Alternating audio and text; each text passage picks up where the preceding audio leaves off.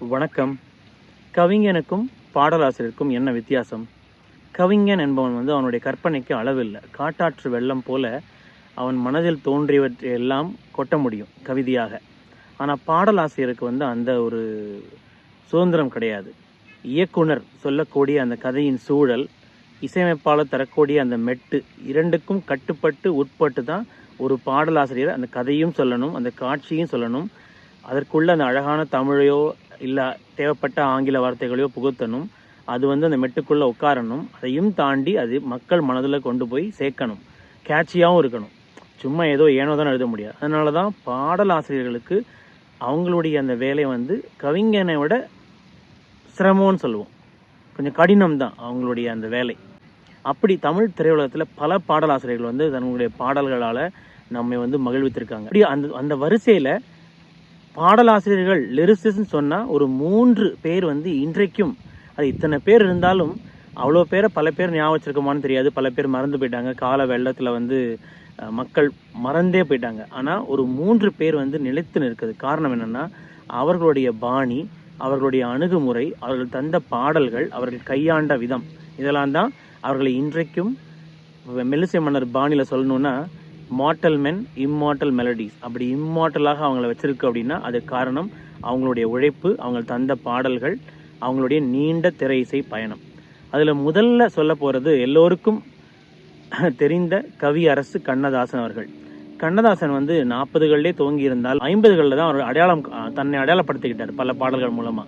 ஆனாலும் மெல்லிசை மன்னர் விஸ்வநாதன் ராமமூர்த்தியோட அந்த கூட்டணியோடு சேரும்போது பார்த்தீங்கன்னா அவர்கள் கொடுத்த பாடல்கள் எல்லாமே அற்புதம்.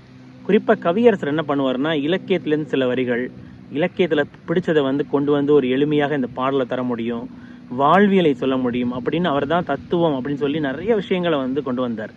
ஒரு காலங்களில் அவள் வசந்தம் அப்படின்னு பாட்டு போட்டால் அதில் மாதங்களில் அவள் மார்கழி, மலர்களிலே அவள் மல்லிகைன்பார்.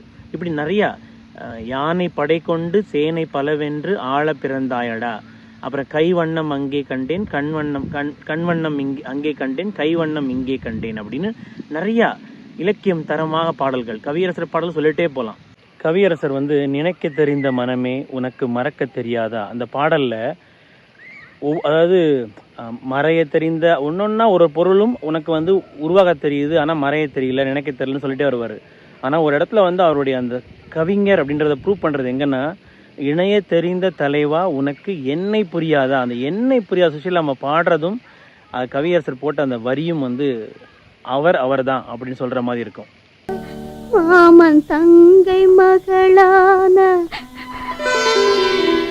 மங்கை உனக்காக உலகை விலை பேசுவா,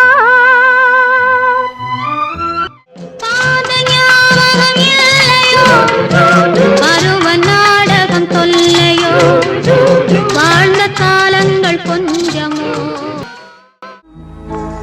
என்னத்தான் அவர் என்னைத்தான் எப்படி சொல்வேனடி, என்னதான் நடக்கும் நடக்கட்டுமே, இருட்டினில் நீதி மறையட்டுமே, தன்னாலே வெளிவரும் தயங்காரே, தலைவன் இருக்கிறான் மயங்காதே. கற்பனை செய்தாய் கம்பன்னே, காற்றுக்கென்ன வேலி, கடலுக்கென்ன மூடி, ஆலிவம் நிலா தே நிலா எனும் நிலா என் தே. ஊமை என்றால் ஒரு வகை அமைதி,